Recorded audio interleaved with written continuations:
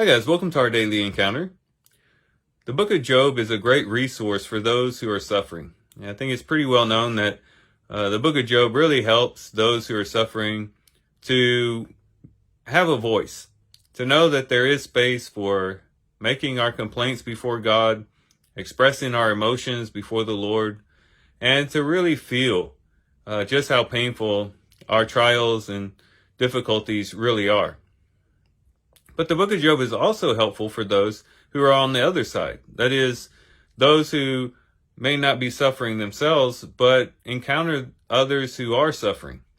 And to help us understand the proper way to respond, but more commonly in the book, the way not to respond to those who are suffering.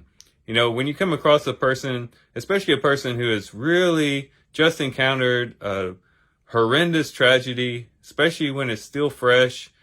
Maybe it's a friend or a loved one who has encountered something like this and experiencing something like this. It is very difficult to know how to handle that situation, especially if we don't have the training, if we've never been equipped with, the tools of counseling and caring for those who are suffering. For the average person, it's very difficult to know how to respond when someone that you love is going through some type of tragedy. And the book of Job is very helpful in helping us particularly know what not to do. And one of the things that we might be tempted to do, and something that can sometimes be very damaging to a person who's suffering, is to confuse knowledge with comfort. Job's friends seem to be trying to counteract the sufferings that Job is going through with knowledge and thinking that somehow they're going to benefit Job by giving him a bunch of platitudes, a bunch of cliches, telling him a bunch of things that perhaps he already knew or that he actually did know, as we'll see in the verse in a moment, and thinking that somehow Job just needed more knowledge, that he just needed more understanding. And somehow if we can just bring him up to the level of knowledge that we have, if we can just impart to him the wisdom that we've obtained over the years, then Job will find a solution to his problem and his sufferings will end. And this is definitely a wrong approach when we come across someone who's suffering. In Job chapter 13 and verse 1 and verse 2, Job says, "Behold, my eye has seen all this."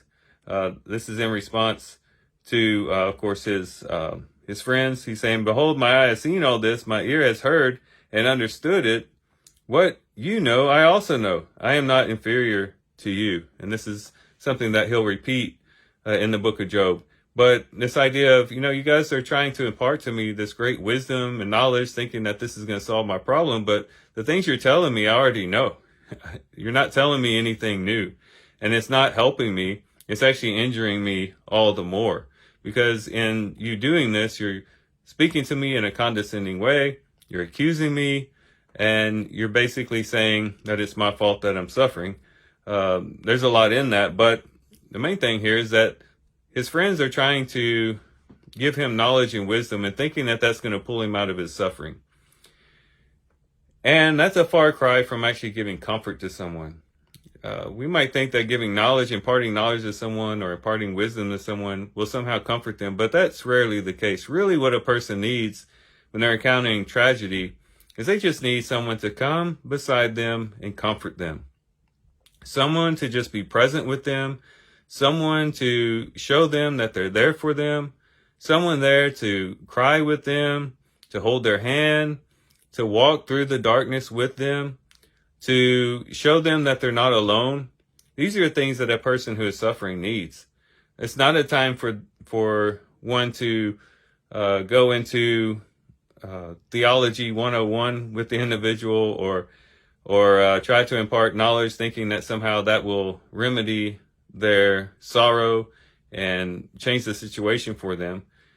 Really, a person just needs comfort in those types of situations. Now, wouldn't go so far to say that there's not ever a time in which a person needs to receive a word, especially a word perhaps from the word or something like that. But in most cases, it's more safer just to be there for the person, to be present, again, to let them know that you're there to help them in anything that they need, to really recognize and let them know that what they are feeling is legitimate, and let them know that what they're suffering is difficult, and let them know that they are justified in being perplexed, being challenged by that particular situation, and just knowing that you're there for them.